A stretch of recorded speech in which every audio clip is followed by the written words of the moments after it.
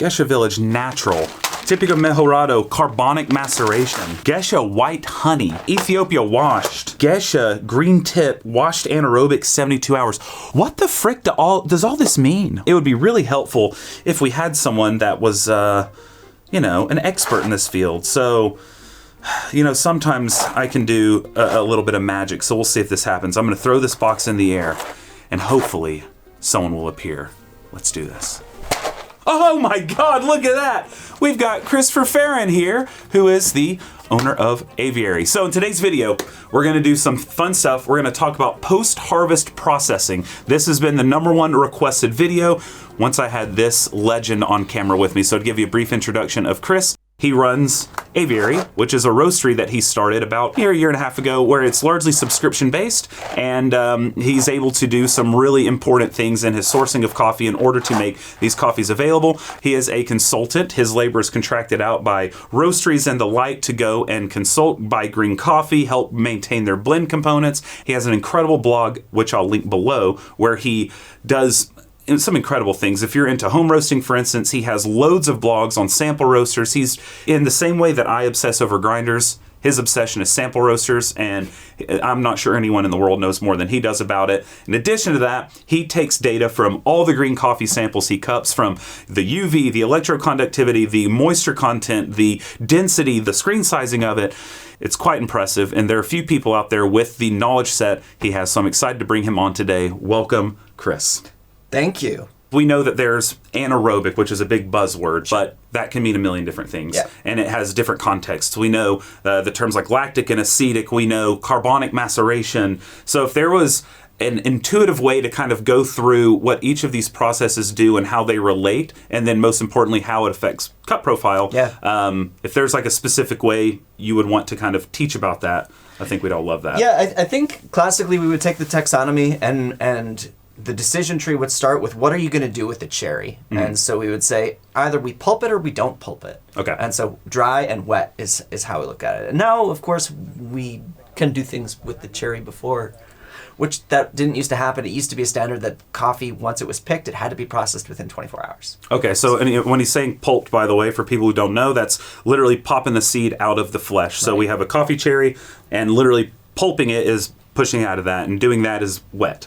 That's right. Whereas dry would be inside the cherry itself. Yeah, and then, we can say it's a wet process, and it doesn't have to involve water at all. Okay. Which is kind of confusing for people, but we do conflate wet and washed together, but technically washed is a type of wet processing. So would honey also be a wet process? Yes, it would. So because you're pulping it and then you're letting it just dry and ferment in the honey-coated parchment. That's right. Whatever you did to the cherry before, if you pulped it, it's a wet process. Okay. So we have wet and dry are the two kind of big features. That's right. And you're saying now there are things we can do even before the dry process begins. That's right. Which would be what? We can take that cherry and we can do what they're calling an oxidized process, or an aerobic process, which just means that the coffee is somehow in the air. Okay. It can be in an open barrel. It can be laid out flat in a tray. For some amount of time, you'll see the oxidation occur. The cherry will become darker. It'll kind of start to break down. You get some enzymatic activity that occurs. And you could just take it from there and then dry it or pulp it. Or you could take it and you could put it in a barrel and close the lid. Mm-hmm. Put an airlock on there, and then it's an anaerobic environment. Okay. Which is how that comes into play. So when we talk anaerobic versus aerobic, that's referring to pre-drying. It can. Okay. Yes, most commonly. Okay, most commonly that's pre-drying, and drying would refer to actually putting it on a raised bed or on a concrete patio. Yes. Okay, yeah. Other than that, if it's indoors or in a climate-controlled area, that would be pre-drying. So is there a way to do anaerobic after or during drying and after? Yeah, I mean, let's say you take it through whatever steps you did before. You're drying the coffee. You dry it to a certain point, maybe 50% moisture, something like that, 20% moisture, and then you take it from the beds and then you put it back in a tank. Okay, so you're just essentially stopping the drying process and allowing it to continue doing something based off of anaerobic or open with aerobic. Sure. I mean, the most classical example of this was accidental, really, which was in Kenya. They had holding pens for their coffee because they needed to make more space in the drying area. And so they would let it dry down to about 20-25%, put it in the pen for about a week, and then dry it again. So because it's not done, they have to continue the fermentation. And the way they do this, they take it away and put it in a pen And that is kind of how that started accidentally in Kenya. That's right. Okay. Yeah, and now you have people, of course, doing it on purpose. What would that process be called in Kenya?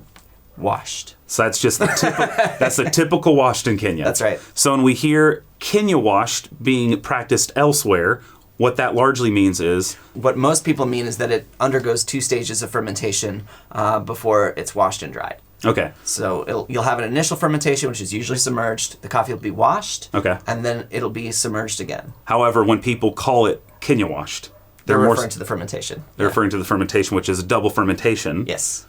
Prior to being washed or dried. Right. Washed isn't washed. Washed isn't washed. That's right. How would you break down washed, trying to explain to someone that washed is not washed? Yeah, I mean, it's one of those things where you go all over Colombia and people wash how they practice the lavado process, how they traditionally do it. And it varies from one village to the next, based on equipment, based on how long they've been doing it, whatever. So I think it's helpful to understand the different variables that you might play with. So for example, fermentation time, fermentation environment. Is it underwater or is it dry? Is it in a barrel with a closed top or an open top? And then from there, are you washing it or are you not? How would you paint that picture of the most kind of classic understanding of washed? I don't know. It depends when you came up in the industry. Let's just take this. This is your traditional washed Ethiopian. Okay. It's a big factory like you'd see in Kenya with a McKinnon disc pulper. So it removes the flesh from the seed, and then you have this sticky mucilage layer on the outside. So it has to go and ferment.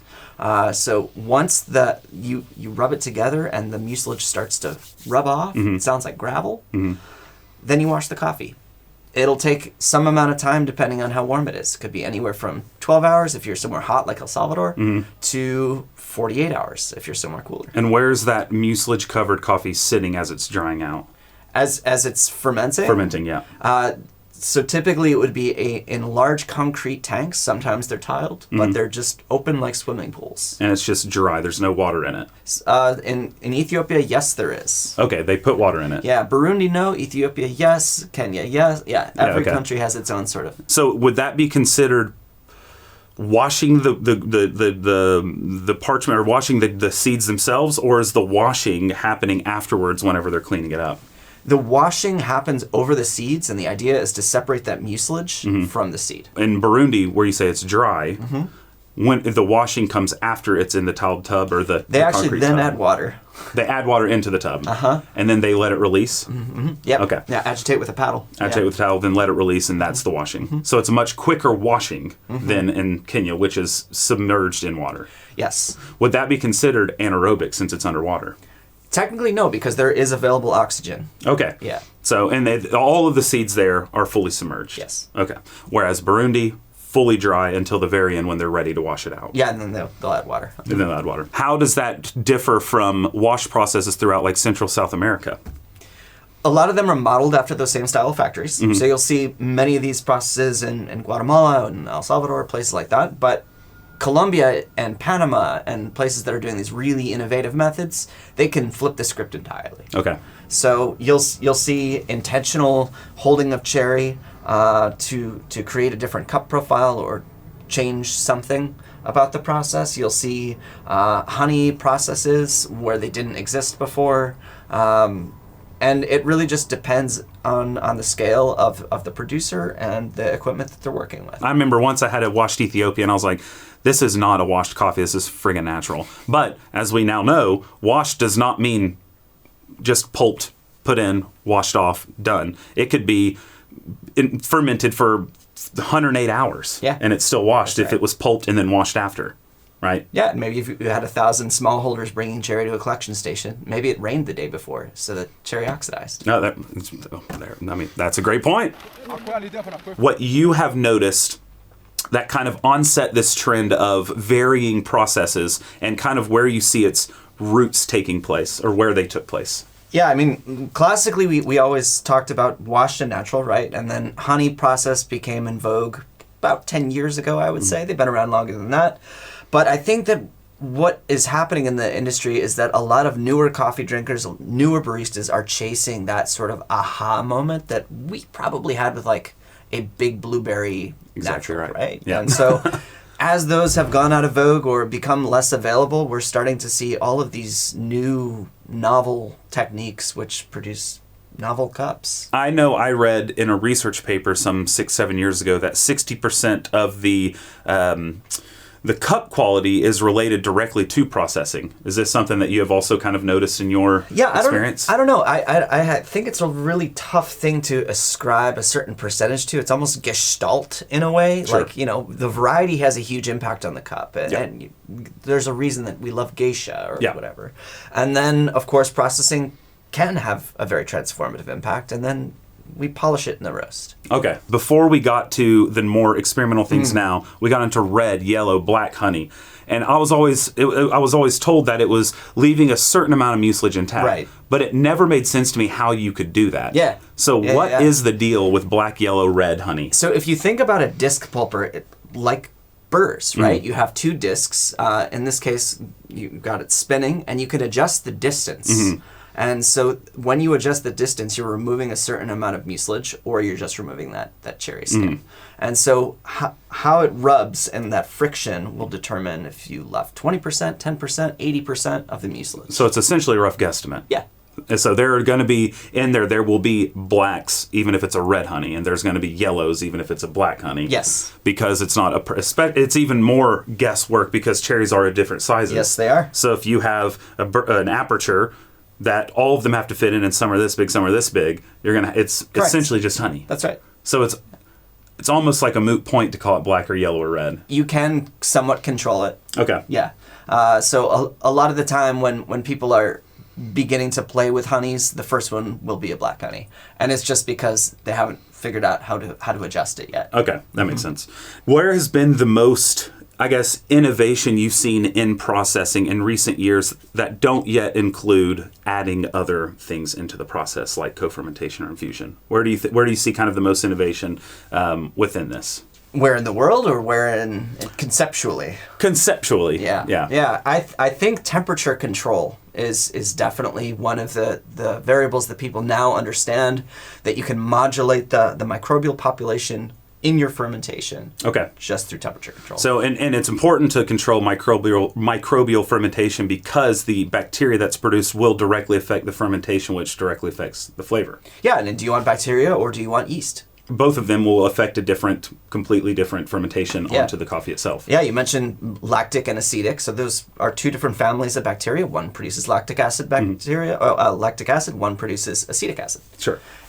And they live in different environments. So one prefers a different temperature than the other, and so you can adjust your environment to kind of advantage the microbe that you want. These styles of fermentation, like lactic, like acetic, like what people call carbonic maceration, these are all things done prior to the dry or the wet process. So this is sometimes. So this is the full cherry, and like with lactic, they'll put it into a tub with sealed off, and they're controlling temperature and I guess the humidity of what's going on in there. Yeah, some people will add salt. And then after that's when they're depulping and then letting it dry out and washing it.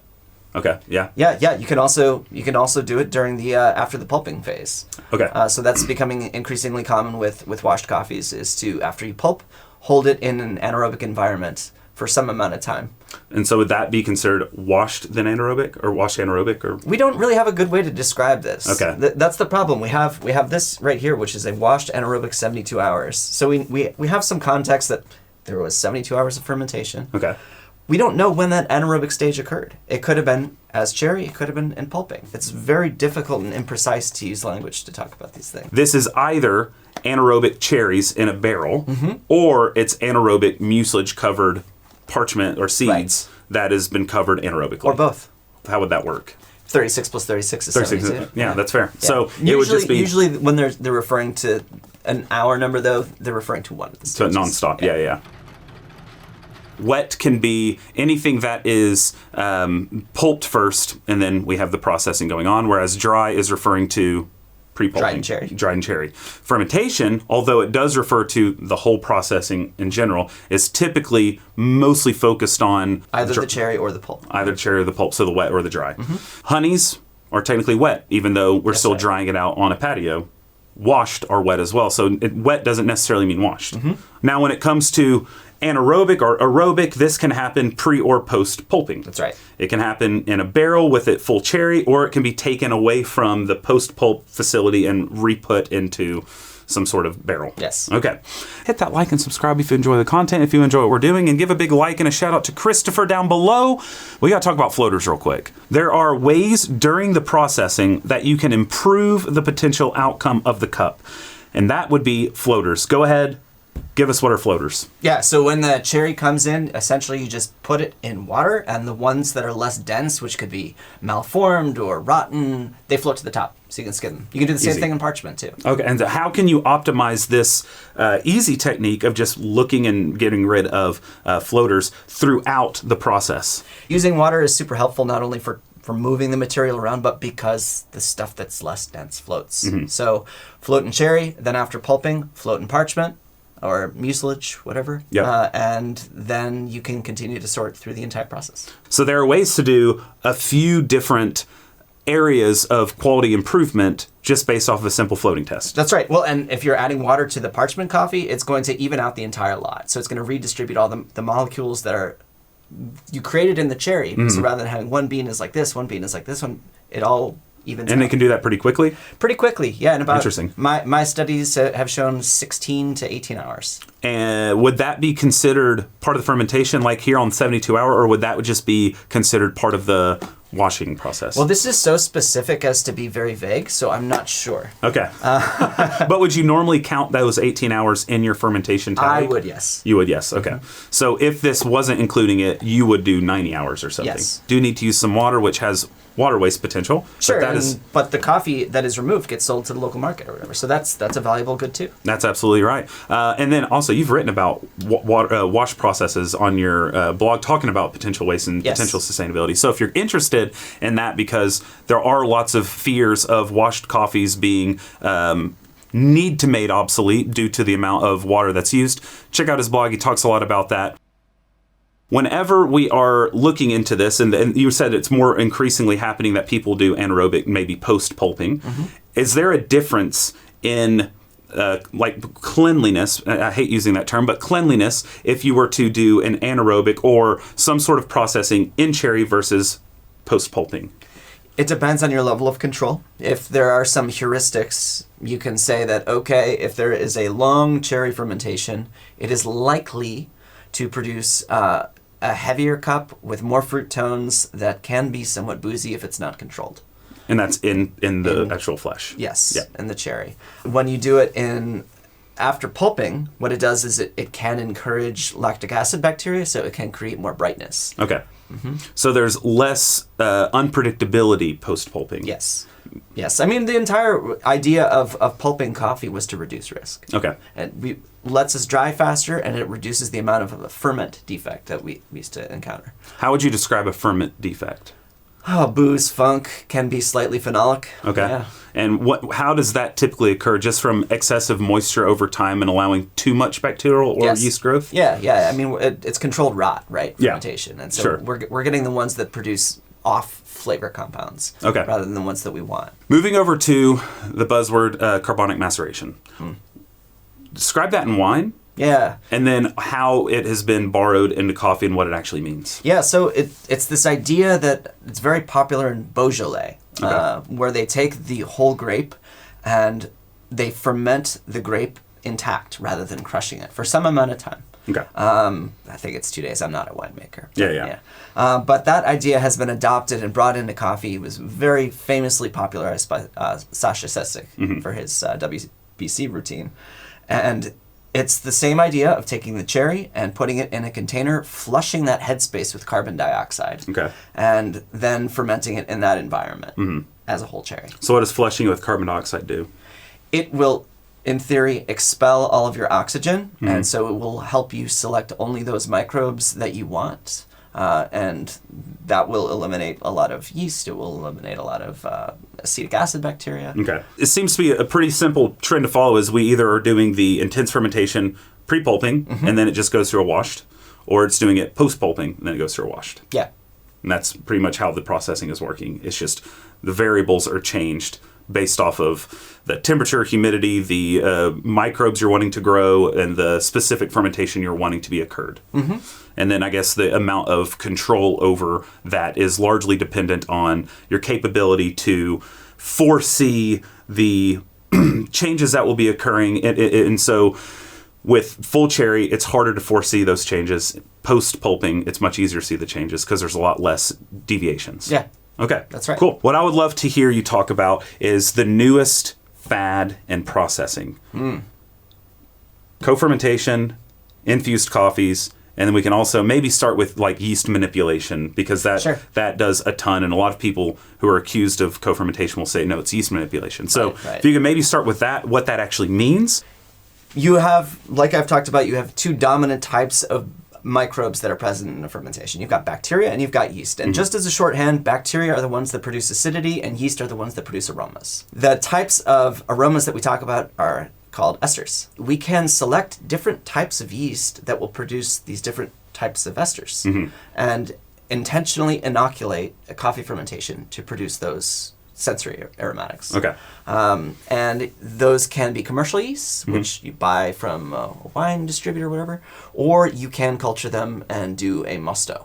Okay. Both are being practiced across the world. You're taking yeast that's not necessarily naturally occurring in the coffee. Or it is just just little bits. Amount. It's like how we produce creatine, but we take creatine as a substance, right? Got it. As we were talking about. All right, it's about the same thing. Yeah. So you're taking it that might be in tiny amounts, but you want to amplify it. Yep. So you inoculate your yeast, or you get yeast from commercially viable products. Then you add it to the coffee in order to intensify that yeast reaction on the coffee. Yeah, I mean, you're out-competing every other microbe, and so you're selecting that specific one for most of the fermentation. The others are still there, but that one is dominating. So that is largely what people are doing with the inoculating of their coffees. That's right. They're essentially spiking it with extra of whatever may already be there or may not, in order to, I guess, focus on the growth of that yeast. Right.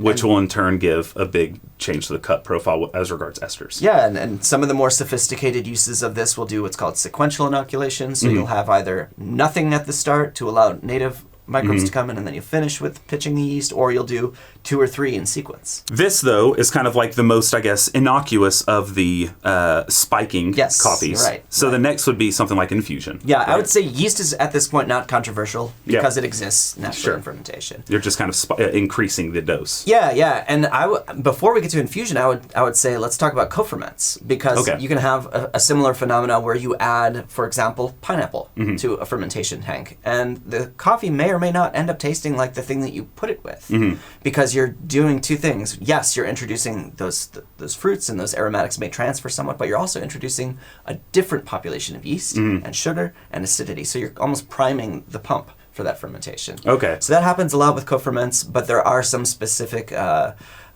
molecules that can diffuse into the coffee, and those are the ones that I think that we've all had that are like grape soda. Yeah. Like the flavor kind of seeping into it, kind of like if you were to take green coffee, put it into a bourbon barrel, right? You're going to taste the bourbon due to the seeping in of what's in the barrel. Yeah, exactly. I mean, I had one that was limes, and I didn't like it. It wasn't for me, but it definitely had an effect. It's like a baby infusion kind of, but it may not always transfer. Yeah, it's a maceration, right? Yeah. This is very popular in wine. It's very popular in beer right now, so it's not surprised that, of course, it made its way to coffee. Yeah, sure. So then we get from the inoculative type of situation to the co-fermentation, now infusion.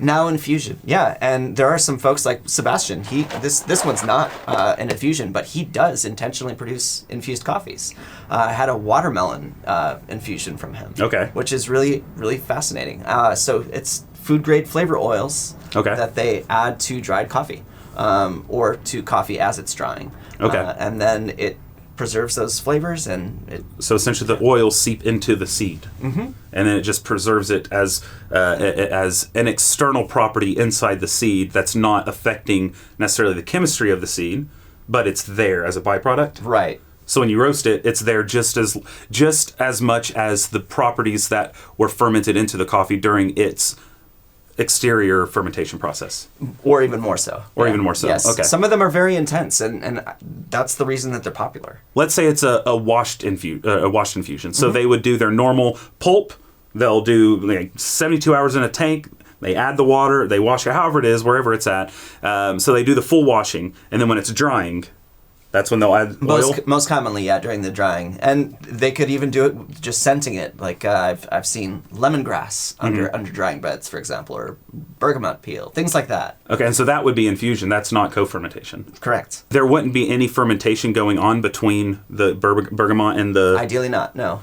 But there could be. There could be. Whenever we're talking infusion, it's largely happening during drying. Yeah. And it's largely an addition of some sort of product. Yeah, and that's why people don't like it. They look down on these things. They see them as being impure or cheating. They're worried about like taking non-commercial grades and adding these flavors and selling them for high prices. I'm like, why is that a problem? Yeah. It is kind of funny though, because, you know, when we get into coffee, or I guess in the U.S. at least, you grow up and, you know, your mom's drinking the hazelnut coffee, which is essentially an infusion. Exactly. And then we get away from it. We think that's, you know, spawn of Satan. And then we get to where we're now infusing coffees and it's, you know, it's kind of a mind rattler. Yeah. Right? Yeah, of course. Instead of taking, you know, chemicals that were made off the New Jersey Turnpike and adding them to roasted coffee, we're keeping that value at origin. Yeah, exactly. So I think there is a huge value to it, and obviously people want those coffees. I don't buy them. Yeah. But that's my prerogative. From your observation, so we can be very clear about it, from your observation and your connections with producers that you have worked with, which is a small amount comparatively speaking to the world of producers, what would you say is kind of a rough consensus as how producers are viewing this, like if they're not practicing? So obviously if they're practicing, they think it's great. But people who aren't practicing it, what would you say is kind of a producer consensus that you have noticed? Yeah, they split into two camps. There are those that are like infusion curious, and they see it as something that might be able to get more value for their coffee. And then you have the folks who are like allergic to it, and, you know... Yeah.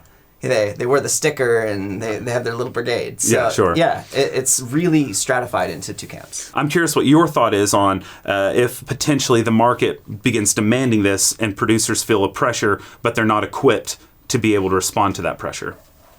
Then we're in the same scenario we've been in for the last 20 years with specialty buyers visiting Origin and being like, hey, why don't you have raised beds? Hey, why don't you have this? Why don't you produce honeys or naturals? Fair, okay. It's exactly the same scenario. People are constantly having to try things at the fear of people recanting or reneging on contracts. Yeah, and my experience is that a lot of producers, particularly the ones who are least advantaged in the value stream, are not going to take risks like that will potentially jeopardize their harvest. They might not have access to those buyers or those markets that are open to those coffees, and so they're going to do what is most efficient and what they know how to do well. Specifically co-fermenting and infusions, do you think that these are ones that are easily applied, where it could be something that you don't need a ton of education on the specific process, or is this something that requires a lot of tools to kind of follow along the process, do lots of measurements, and is a much more difficult thing to kind of acquire for a producer? I would say it's difficult to do it well. Okay. It's easy to execute just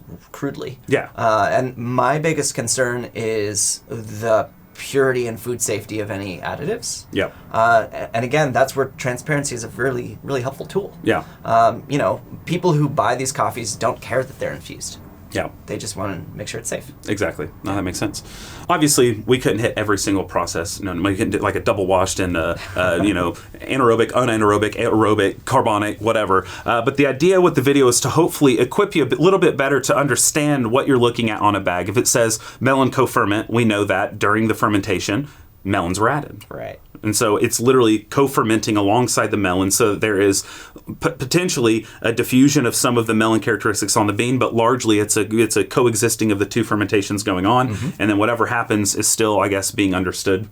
Like, we don't really know exactly what's going on with specifically melon and coffee. I mean, we could study it, but we could study it, but it's not necessarily understood. It's kind of just right now, we're still in the early phases of this. So a lot of it's just, it tastes good, we'll do it. Yep. It could be fermentation, or it could just be borrowing of some of the tastes from the melon. Yeah, right? I mean, I think it's the most interesting thing, though, because this has actually been done for like 20 years. People would add tamarind, they'll add orange, and we never cared before. And so they were doing it like in the tub as it's sitting there fermenting. Yeah, panela, of course, kickstarted fermentation. Okay. Sugarcane, panela, yeah. And they would just add it and allow it to do its thing. Yep. And so now it's just getting under a microscope because What do you think? There's a lot of money at stake. Okay. I think it's all about the competitions. You look at Best of Panama, how much money that generated. Crazy amounts. Yeah. So if you can keep those coffees out because they have an unfair advantage. Yeah. Yeah. There are some coffees that might undergo a typical process. Let's say some sort of honey process where you pulp it and then you let it sit on a patio for 15 days and then you... during that drying period, potentially there is another patio right beside it that has lemongrass or bergamot on it. Sure. So there could be, based off of the proximity, there could be some sort of infusion of aromas into the drying coffee itself. Would that be considered an infused coffee? I feel like that's a gray area, but in my opinion, yes. So you don't think it necessarily has to be intentionally laid on top of it, but if intentionally putting it on a patio right beside it where inevitably there's going to be a cross-pollination of the aromas. It's scented, it's perfumed. It's scented, perfumed, and it's going to affect that cup. Yeah. There's nothing wrong with that. No. Because the higher the cup score, the more producers get paid, and the happier customers are because they're getting better coffees. Yeah, if they like the coffee, that's perfect. One of the big issues we see in the roasting world, which really screws over producers, is we'll have people committing to a lot. They get pre-shipped samples, tastes good, and then they get the samples once it's arrived at port, and they'll see that it tastes different than pre-shipped samples, and they renege the contract. And this is a big issue, and it screws producers over left and right. But with Chris's mission, he buys regardless. And I'll tell you this, all the coffees tastes fantastic. Like, he does an incredible job sourcing, an incredible job with the relationships, and an incredible job communicating his vision for Aviary. And I would love to hear us sign off with you talking a bit about your project with Aviary. Yeah, Aviary is meant to be kind of an experimental coffee roaster. The idea is that I buy a finite amount of coffee, I release it to a finite number of people, and they pretty much just trust me. It's a trust fall. So at the beginning of the year, my subscribers pay for a reservation, and then they receive coffee, so next year it'll be once a month, and they don't know what they're going to get. My initial goal was to create a way for people to taste the work that I talk about on my blog, because I give away my blog for free.